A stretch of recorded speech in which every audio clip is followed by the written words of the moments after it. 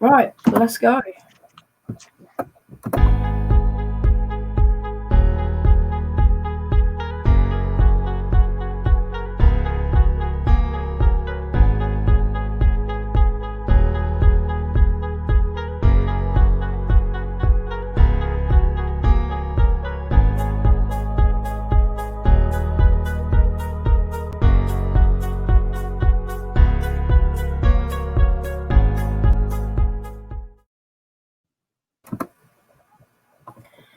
Hello guys, I hope you are doing absolutely well.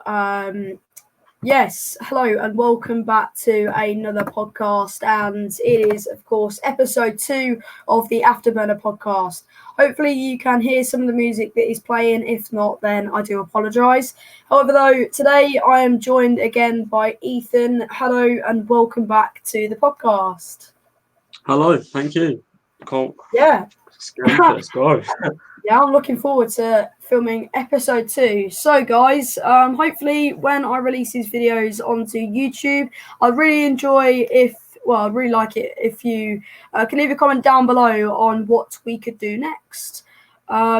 And that obviously relies on you obviously putting a suggestion of what maybe we should talk about in the podcast. Of course, the podcast is, of course, named the Afterburner podcast and is mainly related to the armed forces. Of course, Ethan himself obviously now putting his logo as the Royal Navy logo, which is nice to see. However, though, I hope you are doing absolutely fantastic today. And until then, though, let's get straight into the podcast. Make sure, though, just to look down below of the little thing that's scrolling down. That's with the most, that is the social media accounts of all of us. If you're wondering who Joe is, he will be joining us in episode 3, which I'm thoroughly looking forward for him to being on the podcast. So let's get straight into the podcast today. So the first thing we're going to be talking about onto today's podcast is mainly to do with the coronavirus pandemic and how it's mainly affected the armed forces. Of course, Ethan himself, we talked about last episode about our job opportunities. Of course, Ethan, yourself, you can obviously explain a bit more. But of course, you are close to, again, be joining the Navy, of course. But unfortunately, due to the coronavirus pandemic, it's obviously been delayed. I believe you probably could explain a bit more about that. But just tell me, tell me and viewers, what has been affected by your joining of the Royal Navy during the coronavirus pandemic? So my application. So I actually applied during the Navy, which meant I didn't have to take an entry test and I'd go for my school grades.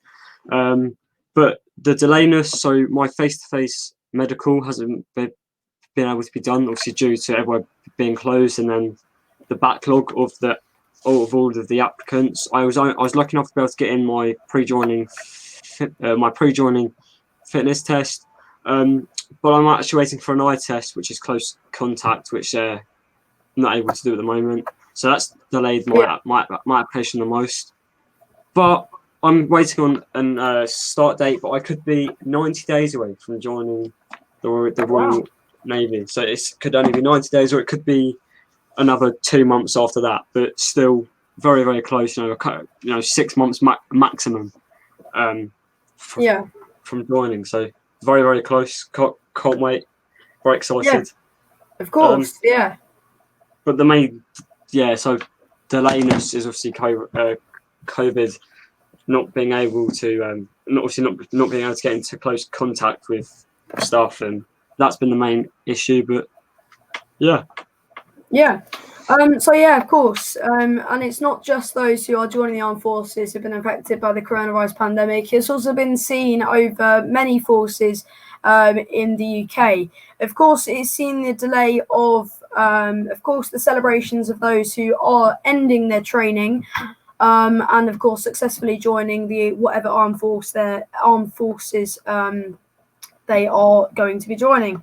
And of course, that means, of course, especially in the RAF and as of course in the Army and the Royal Navy, a lot of people, of course, go to obviously watch their family member graduate from whereabouts they are been training.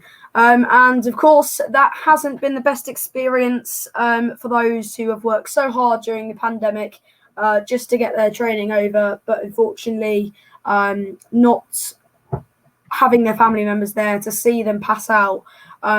Which, if you do not know what pass out doesn't mean like medically pass out. It just means finish training and successfully joining whatever force you are going to be doing, or they are going to be doing. But obviously, Ethan, you're obviously quite lucky that you started your training. You're starting your training soon. But obviously, if there was to be a second spike, do you reckon your training, of course, would be heavily affected by that? Well, I know that RF Holton, so for the Royal Air Force, they actually welcomed in the parents on their passing out day last week. Yeah. Oh, wow. Socially distanced, they actually allowed a couple of members of the family to actually come and watch that. But for the Navy, yes, the last one I saw, they didn't have any of their family members because they couldn't socially distance it. If there was to be another spike, my application may be put on hold even further anyway. Don't think it would, but there's a chance of it. But my training, it all depends on when I end training and to do with obviously the spike. But yeah, it all depends. My training, that won't be heavily affected, I don't think, because we would all be in a bubble because we're there for 10 weeks. So we can all then get in close contact. So training as such, yes, it'll be affected in certain areas, but obviously not affected in many due to the bubble. Of course. And of course, obviously myself, joining I'm going to be obviously joining the RAF. Obviously that's a long way away. Still not even done my GCSEs yet. I've only just started them. So I've got a very long way away. But obviously, aren't you glad though, Ethan, that you obviously come out the good side, not actually being that person that you can't have many family members there to watch yourself graduate from whatever force you're or there joining? Yes, I think the whole point of that passing out day is seeing your family sitting there watching you. That makes it special. So for that not to happen, it's still a special day, but it's not special because you can't have your family there, and that's kind of like the main part of that day is seeing your family being there together. So I think, but for me, I'd obviously be very happy if they were there, but I'd also understand the reason why they're not there. So yeah, I'd obviously rather them be there, but if they're not allowed, obviously I'd take that into consideration and I'd understand why they're not. But yeah, I'd rather have them there because it makes the day a lot more special. Because I've heard that the 10 weeks, the training, it's brutal. The first 10 weeks is absolutely brutal. So that passing out day is like, yes, it's over. Yeah, finally. exactly. And the parents are there, the family members are all there to celebrate, I suppose. So if they weren't there, obviously for everyone that's passed out already that may watch this, I'm sure their thoughts were with you all day. I'm sure they were thinking of it all day, and I'm sure that would be the case in the future. So for everyone if they hear this and you did pass out, I'm sure they're thinking of you all day. It's still a great day because you passed out, so congrats. Of course. Thank you very much for that explanation, Ethan. So let's move on to some of the news in the forces at the moment. Mainly, obviously, Ethan, I'm sure you might explain a bit more about this, of course, from obviously last episode. Ethan knows a lot more about the Navy than myself. However, though, there's been some news in the armed forces at the moment that the Royal Navy has been tasked in a group as they make £160 million of drugs in a bust in the Caribbean. As a Royal Navy task group has presented drugs more than £160 million from potentially reaching the United Kingdom. And it was obviously the Royal Marines and the US Coast Guard teams obviously collaborated with Dutch Navy ships, which led them seizing 1.7 tons of cocaine and 28 kilograms of mines. I don't know. I probably haven't pronounced that right, but I believe that's the type of drug.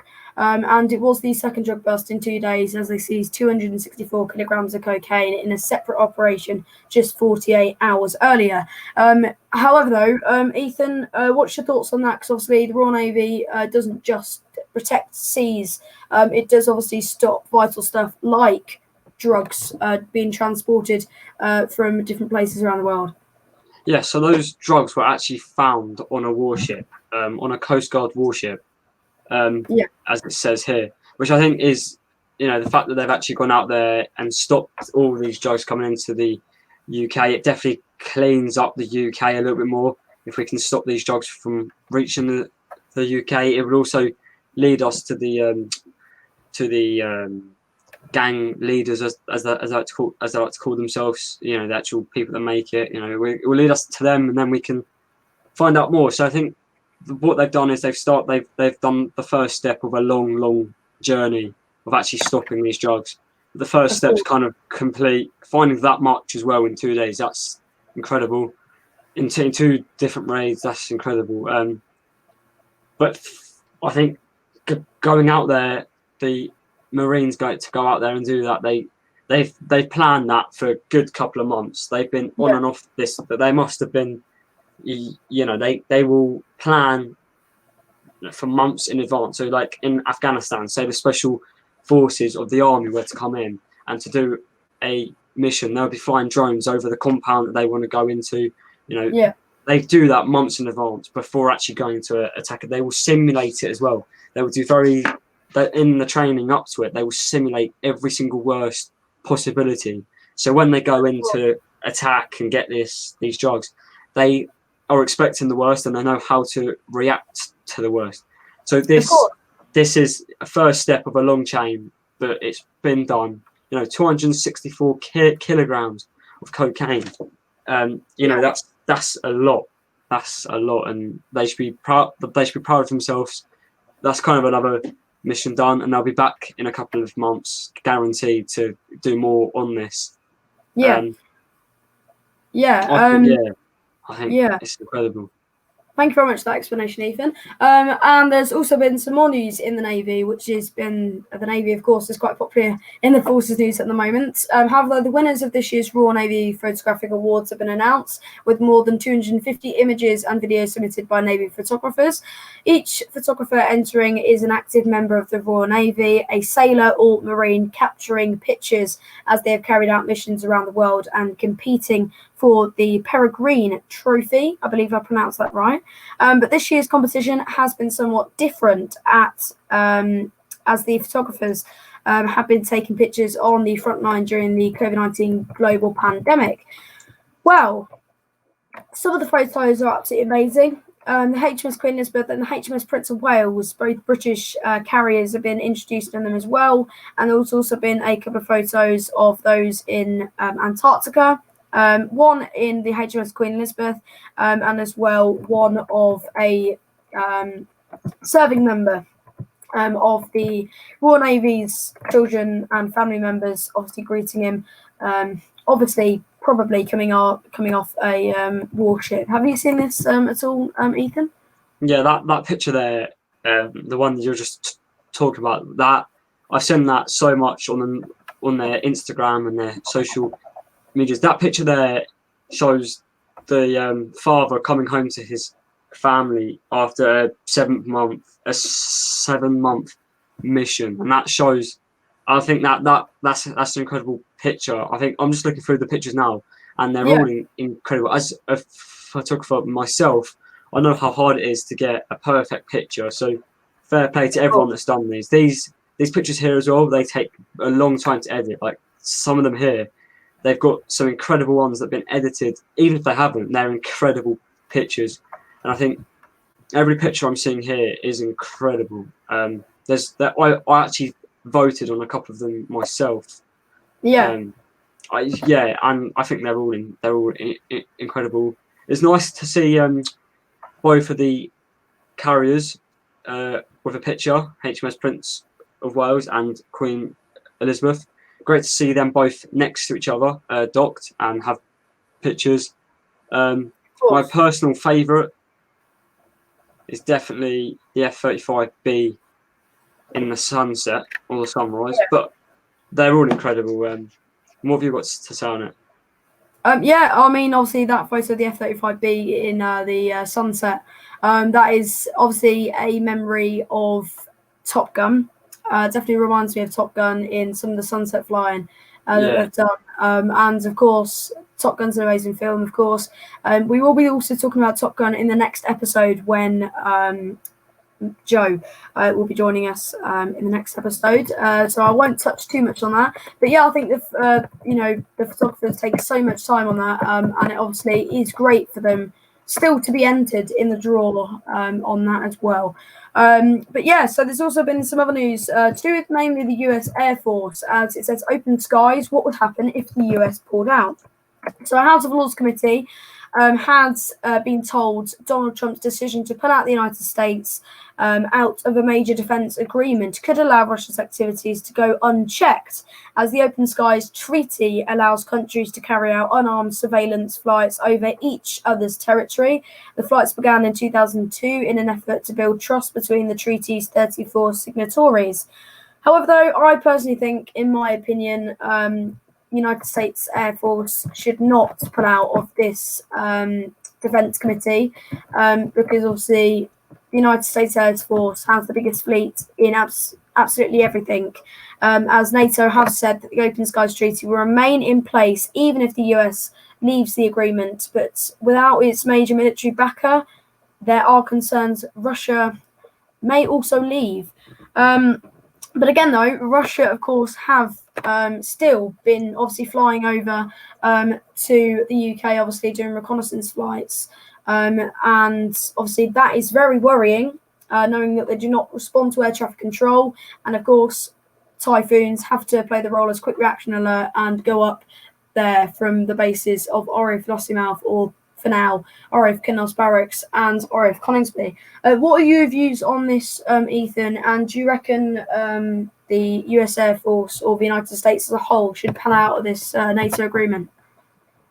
I personally think they won't. I think Donald Trump's very good at giving off threats. But when it comes to doing it, he doesn't. Same with this TikTok thing. I know it's not got anything to do with the forces, but that's a perfect example of him just giving up threats. It's just him giving threats. Same with him and North Korea. They both just threw threats at each other and nothing happened.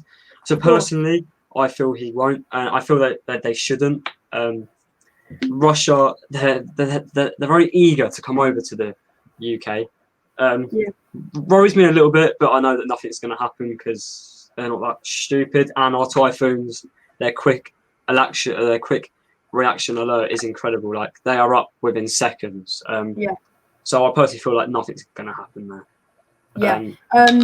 If they pull out, sorry. Say one thing. If they pull out, it's stupid. But yeah, go ahead. But yeah, of course, just touching subjects between some of the news that we did mention in the last episode. However, though, to do with maybe the United States Air Force, of course, RAF Ground Crew support the US fighter jets on a UK training exercise, because the US fighter jets have been receiving support from the UK ground crews as part of a training exercise. The 3-day mission assurance exercise has seen 22 US F-15 warplanes fly 32 missions per day, operating from RAF Coningsby in Lincolnshire and 2 US air bases in Suffolk, which of course are the world famous RAF, or UK famous RAF Lakenheath and RAF Mildenhall. Well, one of the air bases, RAF Lakenheath, saw 12 F-15E model Strike Eagles and 10 F-15C model Eagles trained using what was the US Air Force describes as agile combat and employment concepts. And of course, these are ways to launch and maintain planes away from main US air bases using alternative locations. Globally, threats and operational environments are evolving rapidly, said Lieutenant Colonel Hurd, which of course is the operator of RAF Lakenheath. So what are your thoughts on this, Ethan? Do you reckon it's a good thing, so that the US Air Force are obviously training with the RAF? Yes, and just to touch on that, they are obviously training with the RAF, but they're also training with Queen Elizabeth. Of course, yeah. The US Marines have actually sent out F-35Bs to Queen Elizabeth. So this with them pulling out of NATO and all of that, it's threats, because if they were going to pull out, they wouldn't be training with the UK. I don't think they'd be training with the UK if they wanted to pull out.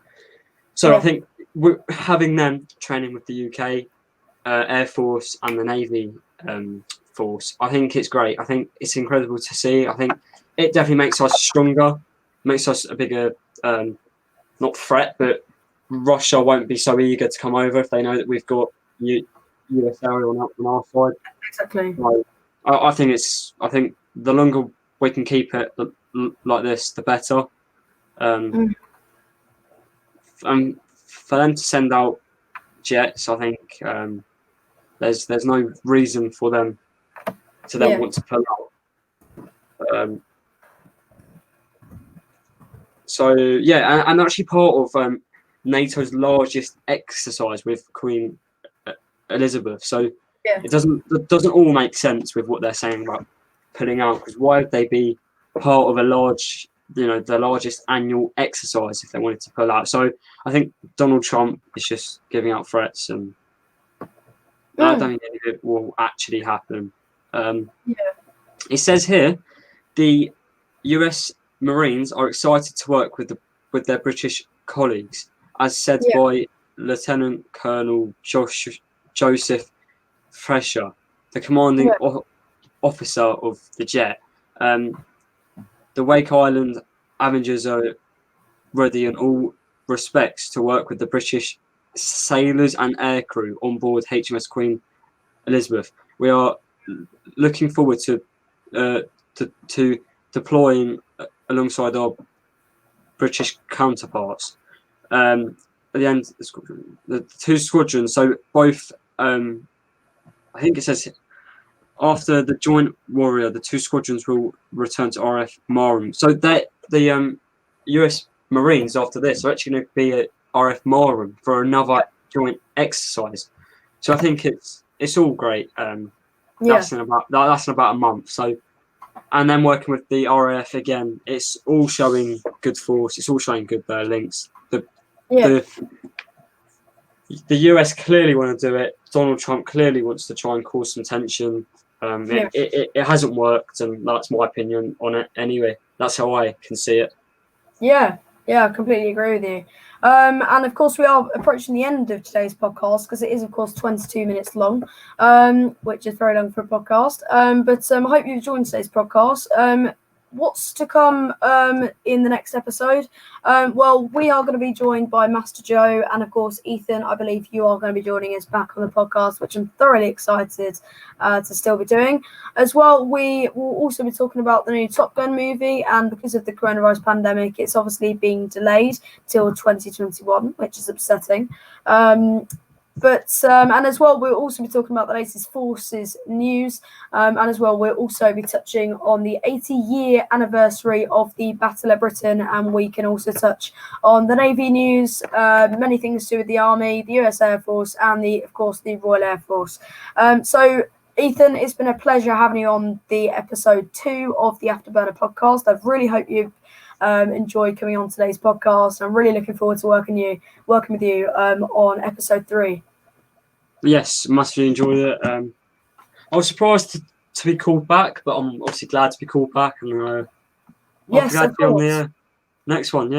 Yeah, of course. Yeah, you're always welcome to be back, of course, on the Afterburner podcast. So, guys, I really hope you enjoy these podcasts. I thoroughly enjoy doing this, and I really do look forward to doing this every time. And it is really good to talk about both what me and Ethan enjoy the most, and that, of course, myself, aircraft, and the Royal Air Force, and of course, Ethan, you're very fascinated in the Royal Navy and the aircraft. itself. But yeah, I really hope you enjoyed being on today's podcast, Ethan. So guys, make sure to leave this video a like. Make sure to comment down below what we should talk about next on the podcast so we do not bore you.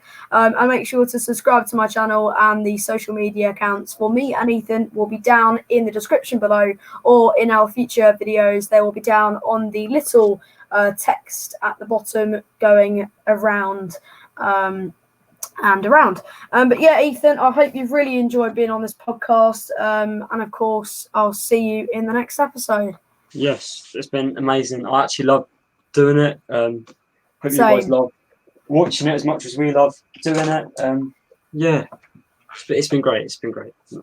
Yes, of course. I've thoroughly enjoyed doing this. You know, it is also one of the most favourite things I like to do.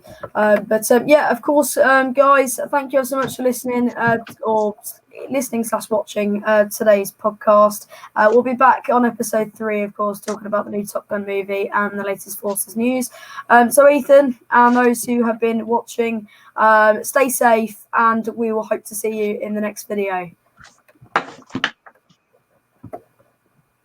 And I'll speak to you soon, everyone. Thank you.